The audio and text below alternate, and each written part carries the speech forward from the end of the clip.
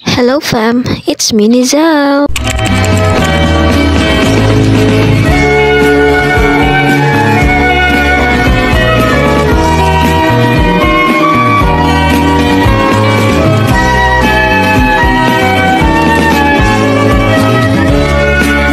Come join me in my most memorable travel. Please watch till the end at samahan niyo ako sa aking journey. This is not a usual gala because I can say na ito yung most memorable and meaningful beach experience ko. This one is priceless. For me, ito yung pinaka na-enjoy ko sa lahat. Pasa sa mahabang intro, simulan natin to. Let's go! So, around 2 AM, umalis na kami ng bahay para pumunta sa church. Tapos ayun, nag-dawn prayer muna kami bago umalis. Sayang wala akong masyadong clips, kaya pagpasensyahan nyo na family lang yung na-afford. So, nakarating kami sa destination namin around, I guess 5 AM. By the way fam, andito nga pala tayo sa Bolinao, Pangasinan.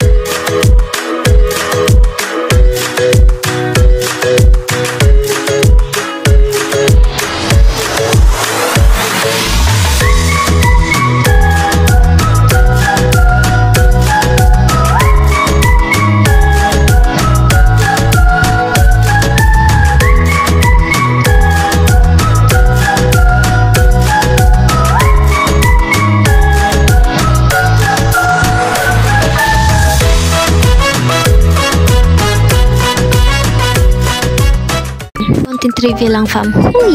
Alam nyo ba that Bolinao is known for its stunning waterfalls and beaches? At itong Patar Beach, ang most famous beach sa Bolinao. Tingnan nyo naman yung view fam. Sobrang ganda! Tapos yung hampas ng alon, it's more fun in the Philippines talaga. Sobrang worth it ng napakahabang biyahe.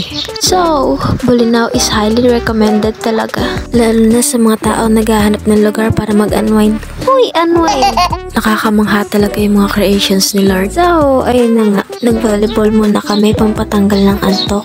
Nakikisali lang ako kahit hindi naman talaga ako naglalaro. So you can see guys, may mga bangka dyan na pwedeng rentahan. Don't worry guys, may mga nagmamaneho naman dyan. Dadalhin nila kayo sa mga gandang spots katulad sa may rock formation. May volleyball net din pala sa may bandang gilid. Ito siya fam, pwede nyo lang gamitin yan. May mga nagbebenta rin pala ng mga souvenirs at mga swimming equipment. Katulad nitong gamit ng kapatid ko. Madami dyong mga activities na pwede nyong itry. Kagaya ng jet ski na pinaparentahan din. Hindi nga lang namin na-try kasi hindi naman talaga yun yung pinunta namin dito. Mika dyan, mahal talaga yung jet ski. Hindi lang talaga bakasyon yung pinunta namin. Nandito rin kami para magpabaptize. Sila nga pala yung mga kasama ko na baptize.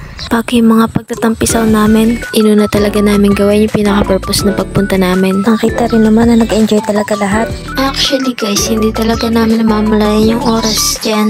Akala namin nasa bandang hapon na tanghali pa lang pala. Bagal ng oras kaya nasulit talaga namin. Anyways, Victoria's Day pala to para sa amin. Hindi man namin kasama yung family namin pero kasama namin yung family sa church. Sobrang blessed namin kasi nakarating kami ng ligtas at nakauwi rin ng safe.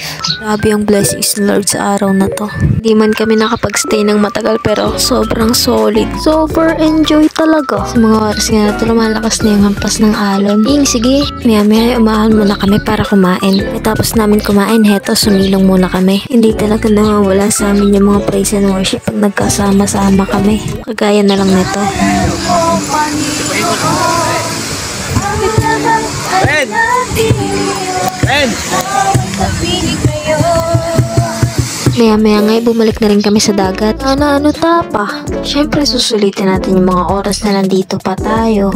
Bumili nga rin pala kami dyan ng mga souvenirs bago umuwi. Para sa family and friends, tsaka mga churchmates namin na hindi nakasama. Danica is for you. Yun lang fam, sana nalamang kayo sa video na to. Thank you all for watching. Ingat kayo lagi. God bless.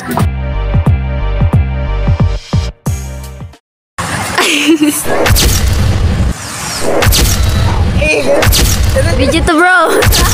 Ha? Ay, ganon video. Talaga naman.